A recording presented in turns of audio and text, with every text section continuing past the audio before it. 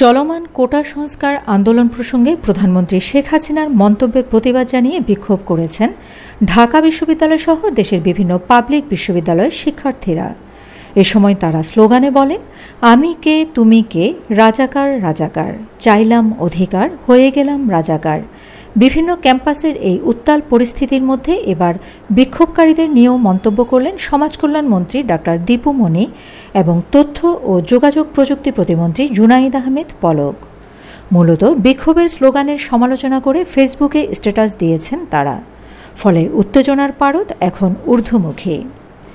নিজের ভেরিফাইড অ্যাকাউন্টে দীপুমণি লিখেছেন, যারা নিজেদেরকে রাজাকার বলে পরিচয় দেয় তাদের মুক্তিযুদ্ধের শহীদের রক্তস্নাত লাল সবুজের পতাকা হাতে নিয়ে বা সে পতাকা কপালে বেঁধে মিছিল করার কোনো অধিকার থাকতে পারে না।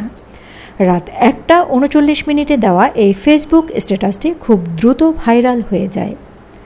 অন্যদিকে তথ্য ও যোগাযোগ প্রযুক্তি প্রতিমন্ত্রী জুনাইদ আহমেদ পলক রাত 12টায় লিখেন, যে ঢাকা বিশ্ববিদ্যালয়ে 25শে মার্চ ছাত্র শিক্ষকদেরকে গণহত্যা করেছে রাজাকাররা, সেই রাজাকারের পক্ষে রাজাকারের সন্তান বলে স্লোগান দিতে লজ্জা করে না?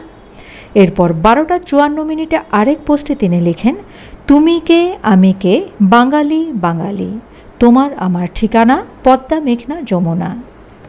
রাত 1:15 পলক আবার একটি পোস্টার পোস্ট করেছেন। মুক্তিযুদ্ধের সময় শিল্পী কামরুল হাসানের আঁকা ইয়াহিয়া খানের দানব মূর্তির রক্তচোষা অভিব্যক্তির ছবিটি সেখানে ব্যাকগ্রাউন্ডে ব্যবহার করা হয়েছে। লাল রঙের পটভূমির ওপর সাদা ফ্রন্টে লেখা রয়েছে, আছিস যত রাজাকার এই মুহূর্তে বাংলা ছাড়। ক্যাপশনে প্রতিমন্ত্রী পলক লিখেছেন, 71-এর হাতিয়ার গর্জে উঠুক আরেকবার, তোরা যারা রাজাকার এই মুহূর্তে বাংলা ছাড়। দুই মন্ত্রীর পোস্টে কটাক্ষ করে অনেকে মন্তব্য করেছেন, অনেকে সমর্থনও জানিয়েছেন।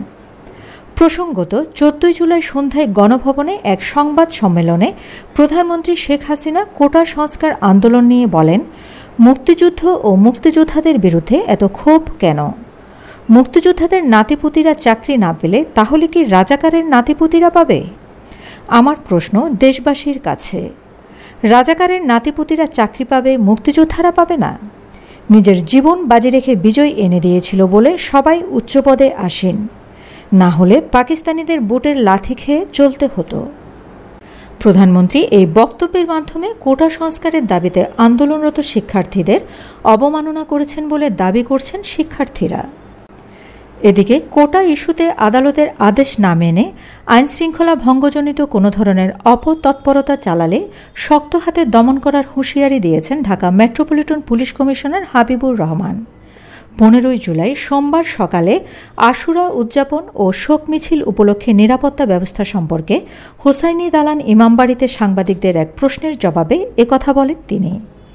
ডিএমপি কমিশনার বলেন, আদালতের নিয়ম মানতে আমরা বাধ্য, অতএব পুলিশ যেসব কর্মকাণ্ড পরিচালনা করবে সেটি আদালতের প্রতি শ্রদ্ধা রেখেই হবে। যদি কেউ আইনশৃঙ্খলা ভঙ্গজনিত কোনো ধরনের অপতৎপরতা চালান বা চালাতে চান, সেটা যেই হোক শক্ত হাতে মোকাবিলা করা হবে। সব মিলিয়ে কোটা সংস্কার আন্দোলনে উত্তপ্ত হয়ে উঠেছে গোটা দেশ। Shamima Chowdhury Shammi, BNA news 24।